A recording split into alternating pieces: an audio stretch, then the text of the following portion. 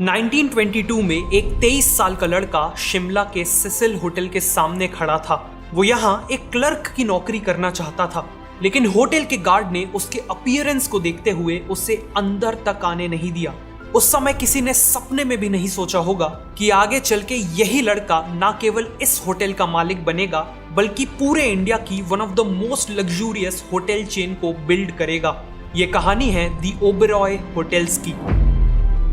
साल 1898 undivided India के Punjab province में जन्म होता है मोहन सिंह ओबेरॉय का। वो केवल 6 महीने के थे जब एक एपिडेमिक में उन्होंने अपने फादर को खो दिया, लेकिन इसके बाद भी मोहन की मदर ने इंश्योर किया कि उन्हें एजुकेशन मिले। 16 साल की उम्र में उन्होंने कॉलेज एजुकेशन के लिए लाहौर जाके डीएवी कॉलेज को ज्वाइन कर लिया और वहां उनकी लाइफ में 2 खास चीजें हुई। पहला, उन्होंने इंग्लिश में कम्युनिकेट करना सीखा और दूसरा, उन्हें एक शू फैक्ट्री में पार्ट टाइम जॉब मिल गई। देखते ही देखते उन्होंने डिजाइन और प्रोडक्शन प्रोसेस को डीपली समझ लिया। वो एक नॉर्मल वर्कर से पहले सुपरवाइजर बने और फिर फुल टाइम मैनेजरियल पोजीशन पे आ गए। गरीबी से उठकर आए मोहन को लगने लगा था कि उनकी लाइफ अब सेटल हो चुकी है कि तभी कहानी में एक ट्विस्ट आता है। 1919 में पूरे इंडिया में ब्रिटिशर्स के द्वारा लगाए गए रॉलेट एक्ट के खिलाफ प्रोटेस्ट चालू हो गए, जिस कारण कई बिजनेसेस को नेगेटिव इंपैक्ट हुआ। कुछ सालों तक स्ट्रगल करने के बाद 1922 में शू फैक्ट्री भी बंद हो गई और रातों रात मोहन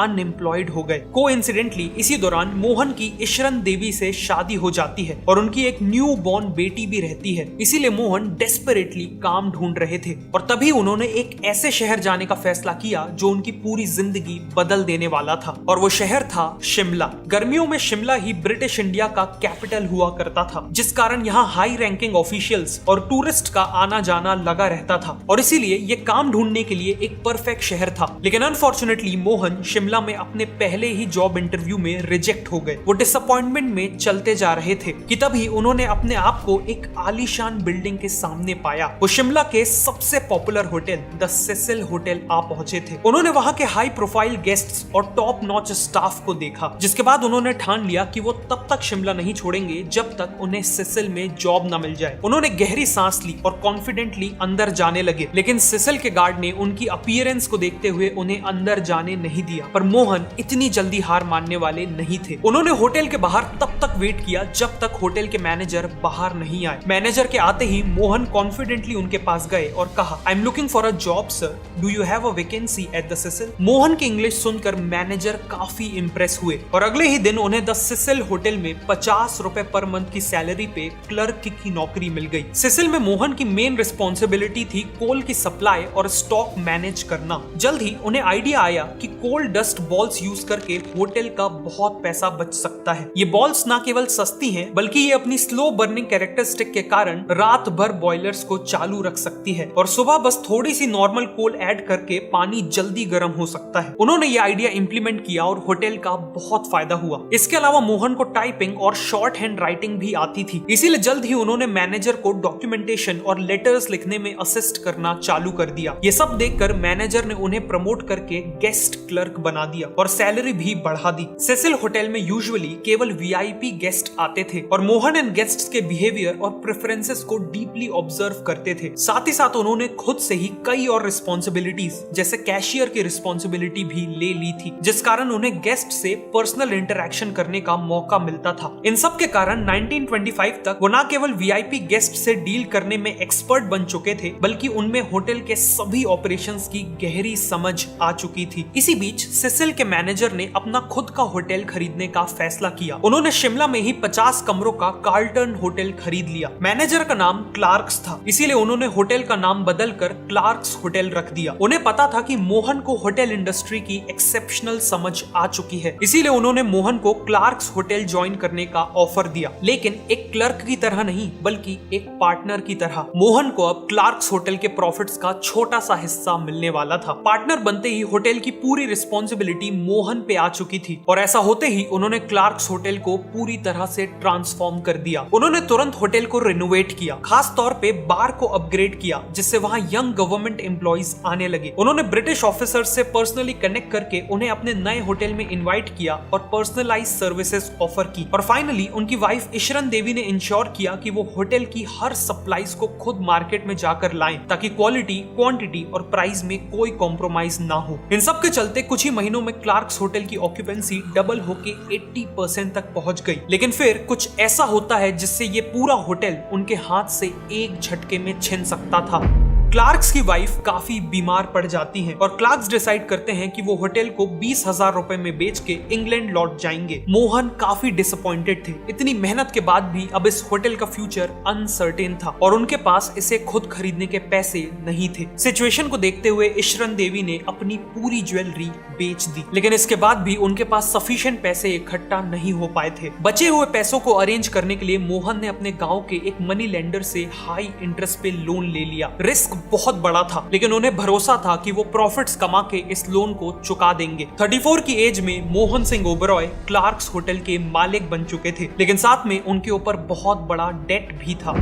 इसीलिए मोहन और इशरन देवी ने पहले से भी ज्यादा मेहनत की और पर्सनली काफी फ्रूगली रहते हुए सभी अर्निंग्स को होटल में री इन्वेस्ट किया। अल्टीमेटली 2 साल के अंदर ही उन्होंने क्लार्क्स होटल को सक्सेसफुली रन करते हुए पूरा लोन चुका दिया। मोहन की सक्सेस का एक मेन कारण था उनकी कम्युनिकेशन स्किल्स। उन्होंने इंग्लिश लैंग्वेज में स्ट्रॉन्ग कमांड हासिल कर ली थी, जिस कारण वो न केवल सिसिल के मैनेजर को इम्प्रेस कर पाए थे, बल्कि अपने होटल्स के हाई प्रोफाइल गेस्ट से भी सक्सेसफुली डील कर पाते थे। और आज के दिन तो करियर सक्सेस के लिए इंग्लिश की इंपॉर्टेंस और भी ज्यादा बढ़ चुकी है। इसीलिए अपनी इंग्लिश को इंप्रूव करने के लिए मैं डुओलिंगो ऐप को यूज करता हूँ, जो बिल्कुल फ्री है। Let me show you. अब इस एक्सरसाइज में मुझे इंग्लिश से हिंदी में ट्रांसलेशन करना है।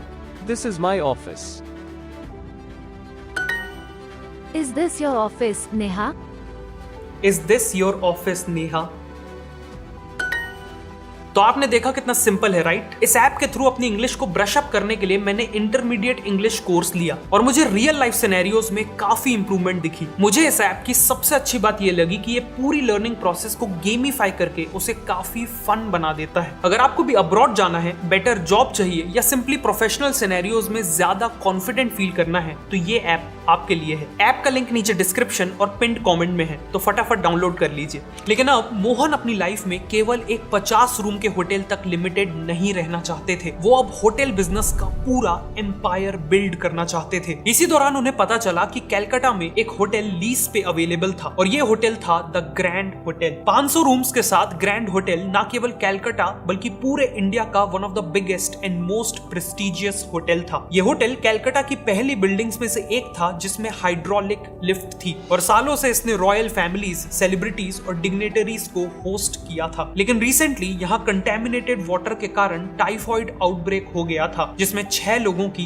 जान चले गई थी। इस इंसिडेंट के बाद होटल की रेपुटेशन मिट्टी में मिल चुकी थी। इसीलिए अल्टीमेटली 1937 में ये होटल बंद पड़ गया और इसके ओनर्स इसे लीज पे देना चाहते थे। मोहन के सामने अब 2 रास्ते थे, या तो शिमला में अपने छोटे होटल को बिना कोई रिस्क के चलाते रहे, या फिर क्लार्क्स होटल से 10 गुना बड़े होटल को लीज पे लेकर अपनी किस्मत आजमाएं। मोहन ने दूसरा ऑप्शन चुना और 8,000 रुपए पर मंथ के रेट पे द ग्रैंड होटल को लीज पे ले लिया। लेकिन जब उन्होंने होटल की हालत को प्रॉपरली देखा तो उन्हें अपने डिसीजन पे डाउट होने लगा। बिल्डिंग के अंदर की हर दीवार में धूल की मोटी परत जमी हुई थी, पेंट उखड़ चुका था और इंटीरियर्स बुरी तरह डैमेज हो चुके थे। होटल को रिवाइव करने के लिए उसे एक मैजिकल ट्रांसफॉर्मेशन की जरूरत थी। इसीलिए मोहन ने फिर से एक लोन लिया और बिना देरी किए एक मैसिव क्लीन अप ऑपरेशन करवाया, जिसमें होटल का हर एक कोना डीपली क्लीन करवाया गया। इंटीरियर्स जैसे टपर्स्ट्रीज, गिल्ट मिरर्स, मार्बल पिलर्स और शैंडलियर्स को रीस्टोर किया गया। फाइनली उन्होंने पर्सनली होटल के पुराने स्टाफ जैसे शेफ्स, हाउसकीपिंग स्टाफ और पोर्टर्स एटसेट्रा को रीच आउट किया और उन्हें वापस होटल ज्वाइन करवाया, क्योंकि यही लोग होटल को सबसे अच्छे से जानते थे। लेकिन एक चीज को रीस्टोर करना अभी भी बाकी था और वो थी होटल की रेपुटेशन, जो टाइफॉइड आउटब्रेक के कारण खराब हुई थी। मोहन ने इस प्रॉब्लम को जड़ से खत्म करने का फैसला किया। उन्होंने होटल में लगे हुए हर एक पाइप और ओवरहेड टैंक को निकाल फेंका और एक नया मॉडर्न प्लम्बिंग सिस्टम इंस्टॉल किया। ऑल्सो उन्होंने एक नई प्रैक्टिस एस्टैब्लिश की, जिसमें वो खुद सुबह सबसे पहले अपने पूरे स्टाफ की हाइजीन जैसे नेल्स, हेयर और यूनिफॉर्म को इंस्पेक्ट करते थे। इवेंचुअली लोगों के बीच ये बात फैल गई कि न केवल ग्रैंड होटल पहले से ज्यादा प्रीमियम सर्विसेज दे रहा है, बल्कि वो अब 100% सेफ है। और इसीलिए अगले 2 सालों में ग्रैंड होटल की ऑक्यूपेंसी वापस से बढ़ने लगी। लेकिन जैसे ही सिचुएशन बेटर होने लगी, वैसे ही एक और सेटबैक आ गया, वर्ल्ड वॉर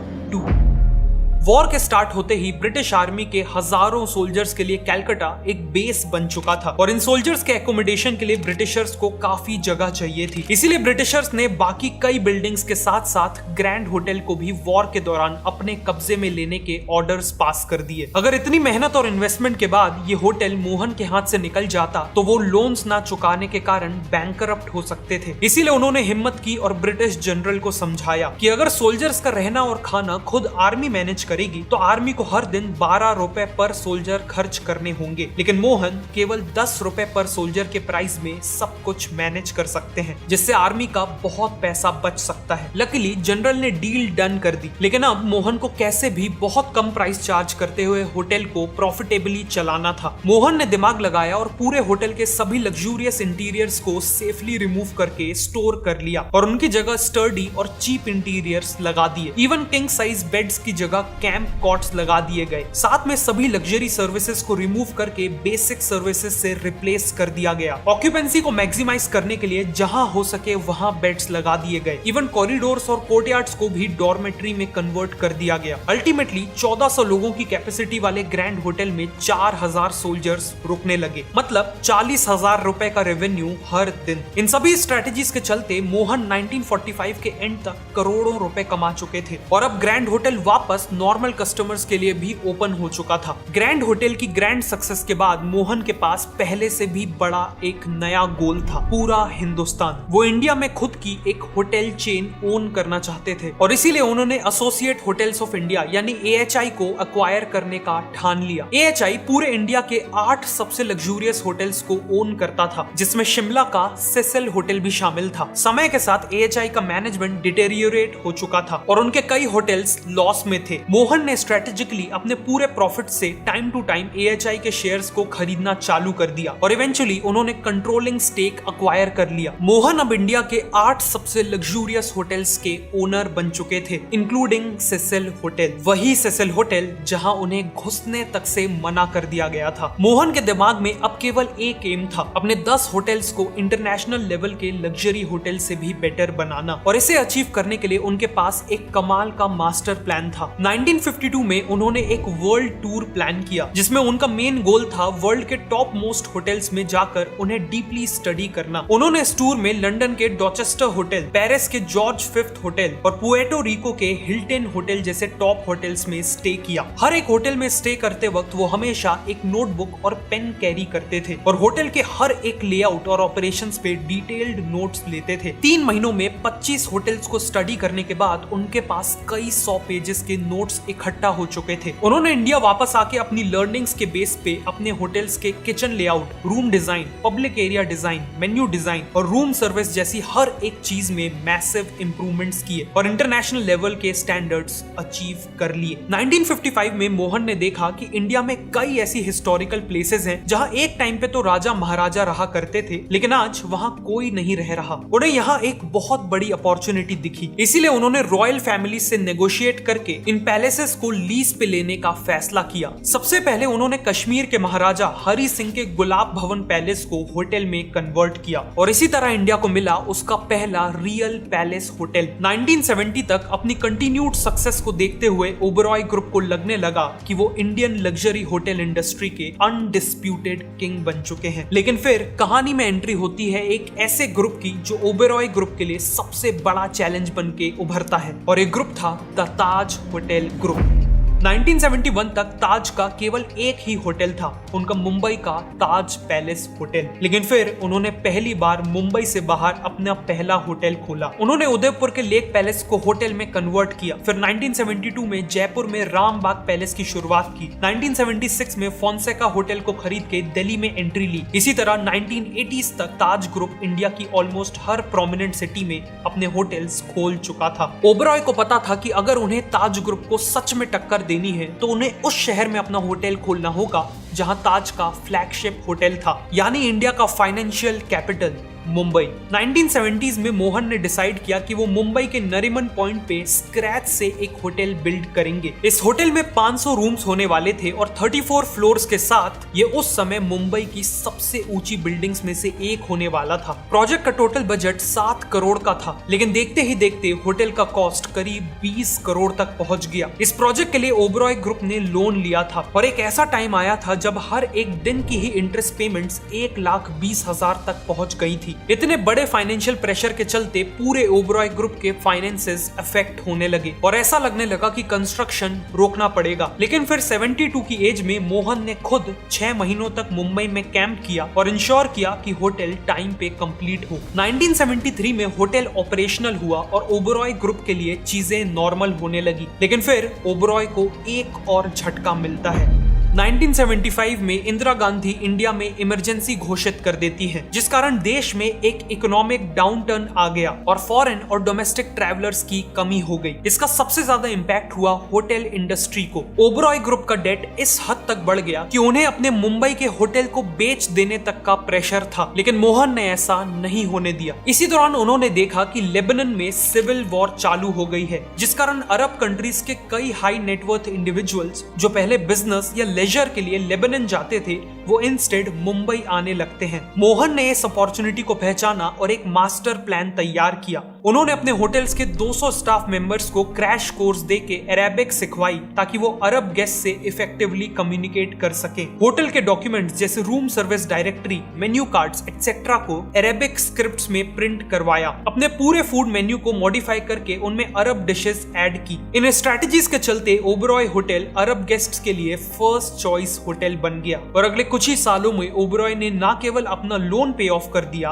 बल्कि इस होटल से ह्यूज प्रॉफिट्स भी जनरेट किए। इस सक्सेस के साथ ओबरॉय ग्रुप ने अपने आप को इंडिया की most prominent luxury hotel chain के तौर पे स्टैब्लिश कर लिया था और मोहन सिंह ओबरॉय ने अपनी लाइफ के सबसे बड़े चैलेंज को सक्सेसफुली डील कर लिया था। उनका कहना था कि हमें कभी भी ऐसी चीज एक्सेप्ट नहीं करनी चाहिए जो सेकंड बेस्ट हो, और उन्होंने इसी फिलॉसफी के साथ ओबरॉय ग्रुप को बिल्ड किया। आज अपने 32 लग्जरी होटल्स के साथ ओबरॉय न केवल इंडिया बल्कि वर्ल्ड के फाइनेस्ट होटल चेन्स में से एक है। और सबसे इंपॉर्टेंट बात यह है कि हजारों करोड़ों के इस बिजनेस एम्पायर को बिल्ड करने के पीछे एक ऐसे इंसान का हाथ है जो कभी खुद होटल का क्लर्क हुआ करता था।